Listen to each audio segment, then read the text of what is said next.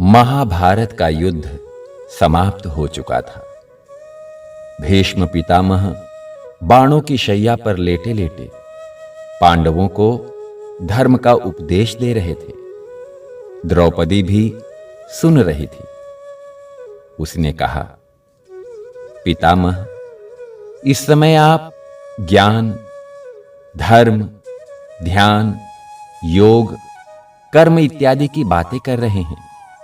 यदि आपकी अनुमति हो तो आपसे एक प्रश्न करूं। पितामह बोले, पूछो द्रौपदी। द्रौपदी ने कहा, कदाचित आप वह दृश्य भूले नहीं होंगे जब दुशासन मुझे खींचता हुआ कौरवों की सभा में ले आया था। कर्ण ने मुझे वेश्या कहा था। दुर्योधन ने भरी सभा में मुझे नग्न करने का प्रयत्न किया था। मैं गिड़गिड़ा रही थी। उस समय ये धर्म की बातें कहां लोप हो गई थी।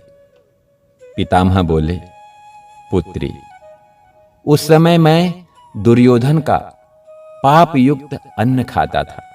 मैं धर्म और कर्तव्य का ज्ञाता होने के बाद भी धर्म का साथ न दे सका, क्योंकि मेरी नस नाड़ियों में अपवित्र खून दौड़ रहा था।